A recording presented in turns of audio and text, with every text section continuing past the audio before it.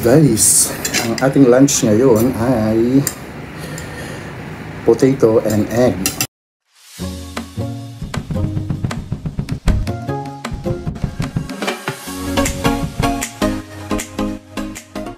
So, lulubin ko lang muna yung potato ha.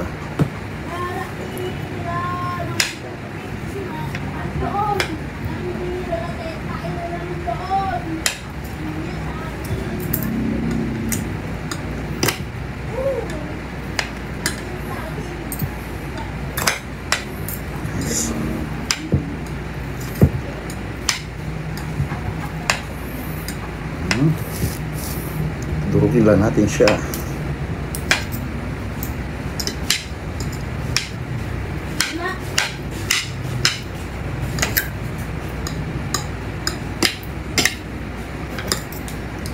Okay guys, namas ko lang siya ng konti ha.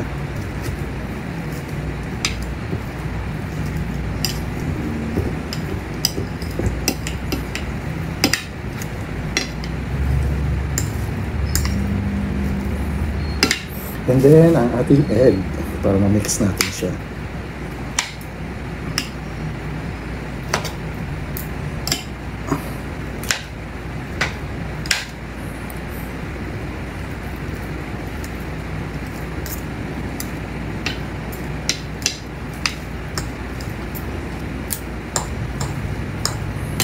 Siyempre, lalagyan natin ng pinch of salt.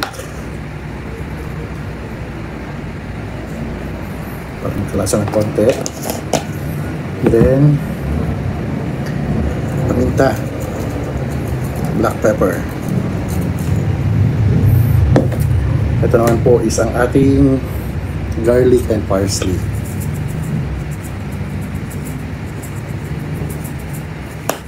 And of course, ang ating herbs.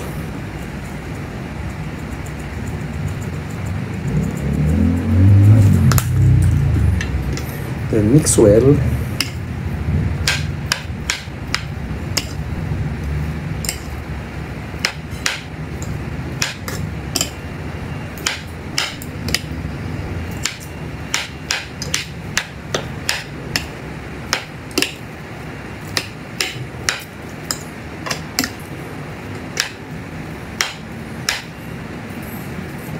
And guys, ready na ang ating potato and egg with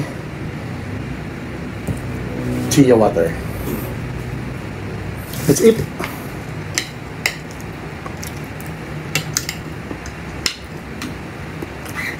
Yummy.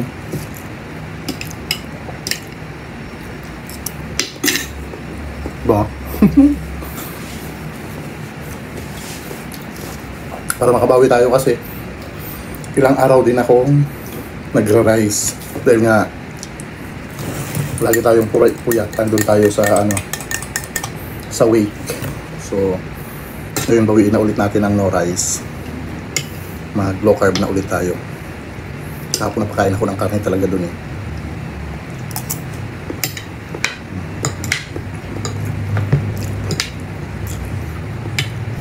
Masarap siya guys. Tapos ang bilis pa niyang i-prepare, di ba? Balatan mo lang yung patatas, pakuluan together with the egg na pagluto, palamigin, then durugin, i-mash kasama yung egg, tapos timplahan. Para mas mapapadala sa konto.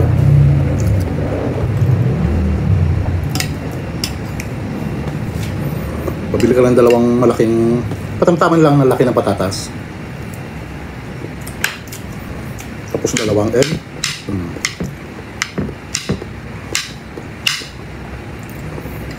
Solve na, di ba?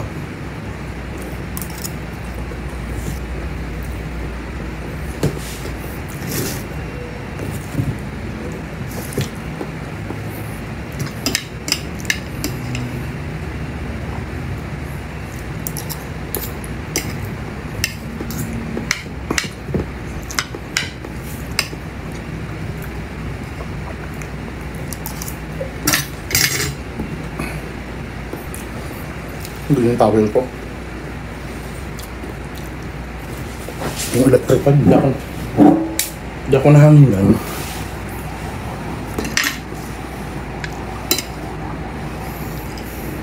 Malambot talaga siya guys. Sarap niya.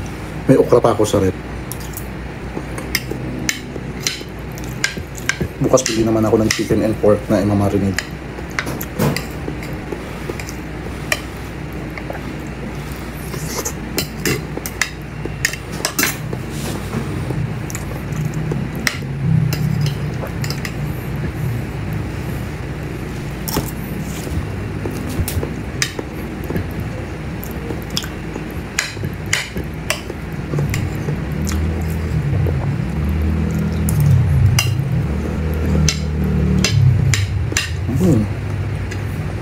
Busog.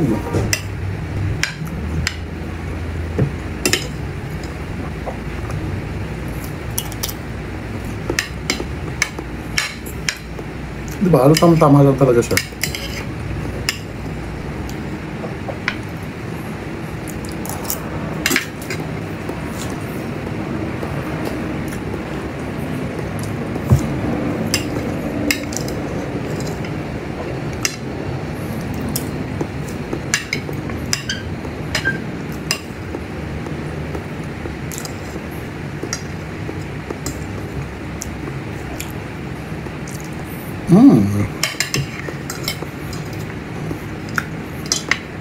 Ang tinapay pala kami kanina. Tama. Tama lang din talaga to. Kasi nga nag-turn over kami at saka naglipat ng image of the Sacred Heart of Jesus. So ang pa-snack is soft drinks at saka tinapay. Bagong lutong muna ay mainit pa. So nakakain tayong dalawa. Soft drinks, 2 cup na maliit. Pero sinundan ko siya ng isang mineral water. Yan guys, eto na. Kanina pa naman siya, babad na siya. So, chia.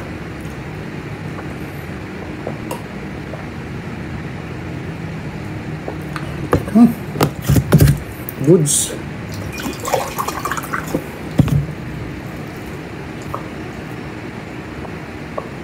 So yan guys, kapag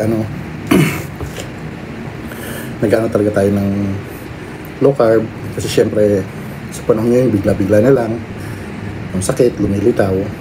So start natin baguhin yung lifestyle natin, lalo-lalo na yung pagkain natin. Sa una medyo mahirap kasi nasanay ka ng masasarap, sanay ka ng karne, sanay ka ng maraming kanin, fast food. Pero pag nasanay ka rin ng ganito, malaking tipid sa gastos sa pagkain sa labas at malaking tipid kasi maiiwasan yung sakit.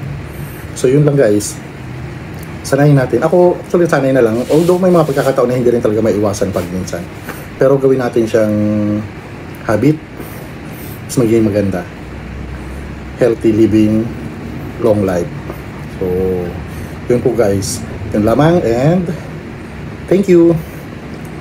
Hanggang sa susunod na low carb meal ulit natin. Bye bye.